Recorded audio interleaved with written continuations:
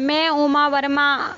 आपने देखा पिछले वीडियो में 2019 में दिसंबर माह में बेरोजगारी की दर कितनी रही। अब देखेंगे बेरोजगारी दर 45 साल में सबसे ज़्यादा 2017-18 में 6.1% थी। जनवरी 2019 में राष्ट्रीय सांख्यिकी आयोग के 2 सदस्यों पीसी मोहनन और जीवी मीनाक्षी ने इस्तीफा दे दिया था। दोनों ने सरकार द्वारा बेरोजगारी रिपोर्ट जारी नहीं करने के विरोध में इस्तीफा दिया था।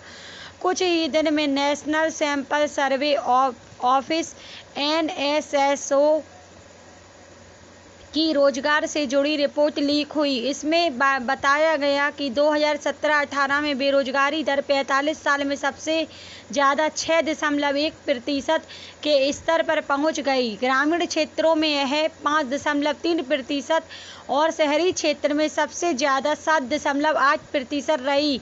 नौजवान बेरोजगार सबसे ज़्यादा थे, जिनकी संख्या 13% और 27% थी। 2011-12 में बेरोजगारी की दर 2.2% थी। 2016 में नोटबंदी के बाद रोजगार से जुड़ा यह पहला सर्वे था।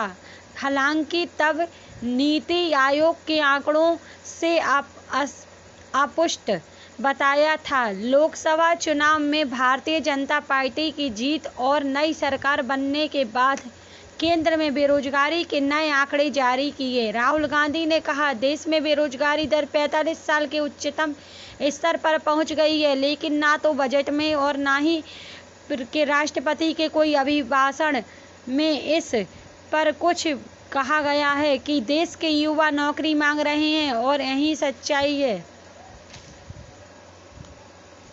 राहुल गांधी ने एक मीटिंग में कहा कि वर्तमान समय में सबसे बड़ी समस्या बेरोजगारी और रोजगार है। हमने प्रधानमंत्री मोदी से कितनी ही बार इस पर बोलने के लिए कहा, लेकिन मोदी जी ने 45 मिनट का भाषण दिया, लेकिन बेरोजगारी पर एक ही शब्द भी नहीं बोला। मोदी जी ने कहा, इससे पहले बेरोजगारी पर बोलने से पहले वित्त मंत्री ने भी प्रधानमंत्री की तरह लंबा भाषण दिया, लेकिन वित्त मंत्री ने भी बेरोजगारी पर भी एक शब्द नहीं बोला।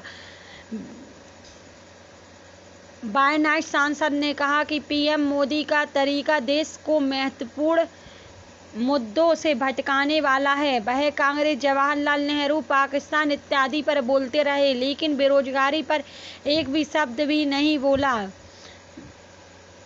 मैं उमा वर्मा अपनी पुस्तक में बेरोजगारी मिटाने हेतु आवाज़ उठा रही हूँ। कृपया आपके जो भी जवाब हों बेरोजगारी हेतु कृपया कमेंट में लिखें। चैनल को लाइक करें, सब्सक्राइब करें और चैनल पर बेल आइकन का बटन प्रेस कर दें, क्योंकि जिससे मेरी अगली वीडियो अपलोड होती है तो आपको सबसे पहले मिलेगी। धन्यवाद।